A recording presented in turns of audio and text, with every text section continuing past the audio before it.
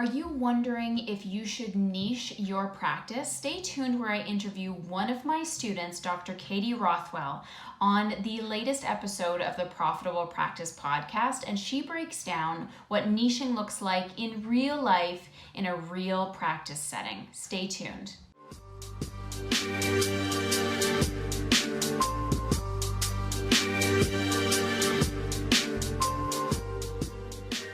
So how did it start out? When you started out, you were an associate, because we're also going to talk about your jump from associateship to co-owning a practice. And we're going to get down to like the nitty-gritty realisms of that. But how did your business start? When you were starting out, what did it look like? What did it feel like? And how did you transition into, okay, this is going to be my focus. This is what I'm going to work on? Yeah, so after graduating, had kind of like a general idea of what I liked. I think a lot of people come out of CCNM and they're like, "Oh, I love women's health," and like it's very generalized. And like I was one of those people, and I was like, I don't really know like what I'm really like focused or interested in, or like what I would choose to like niche my practice in. So when I was first working as an associate in Barrie, I was working 2 days in Barrie, 2 days in Midland.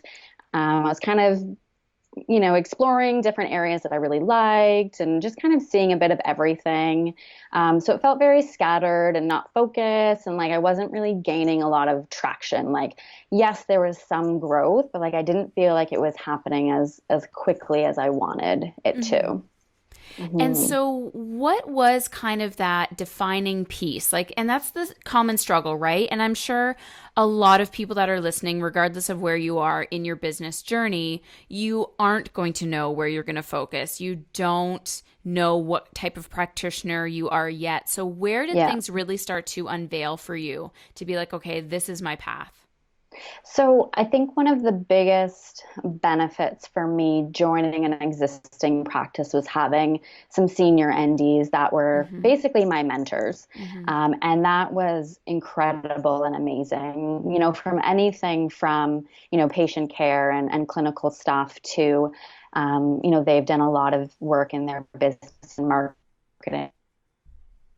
Really helpful and really pushed me out of comfort zone to get really clear and focus in on the type of people I wanted to see, and really like pushed me towards my niche. Like as a, student at CCNM working in clinic, like I hated working in thyroid. Like it was confusing. I didn't know what to do. Like my supervisors like didn't seem to really know what to do. Like it was just, we didn't get a lot of background or like education on it. And it was just really confusing. I was like, man, thyroid, like that sucks. Like, I don't want to do that. And they were like, it's really like, you should really look into it. Like, it's really an area in need. And that, like, they really just pushed me into my own niche, which, is interesting for sure. And once I started to get into it, and I did a couple talks in our community, and like, an insane amount of people showed up. Like the room was like packed. And for me, that was just like that aha moment where I was like, okay, so many people are looking for, good information and alternative solutions to this problem. And it's not being, addressed well enough by our conventional care. And then, once I started doing the deep dive into it, I just loved it. So it's been amazing. So when you did that first talk, if I recall it being one of the promotions that you and I started working on in the program, it really wasn't even all that niche. It was just basically like, learn how to treat thyroid naturally. And then you got this big response. So once you figured out, okay, this is definitely a place I need to go, mentally, of course, we kind of resist that, right? So we're always sort of like, well, I could definitely add more thyroid to my business, but I don't know if I'm ready to niche, like really put all my eggs into one basket. How did you kind of work through that and navigate through that piece? Yeah, I think it was a challenge for sure, especially when you start out in that kind of scarcity mindset where you just are happy to have anybody walk into your office, whether it's, they want to lower their cholesterol or fix their thyroid or get pregnant or whatever it is. And, it is scary, I think, at the beginning. But when I saw that it was growing, my practice and making me a more confident practitioner as well. Because I think that's the other thing that I really loved about niching my practice is that, I can stay up to date on the research. I can, know every, thing that I need to know to treat this properly. And if you're treating everything, that becomes a lot more challenging and a lot more work, to be doing a lot more research for every patient that you're seeing.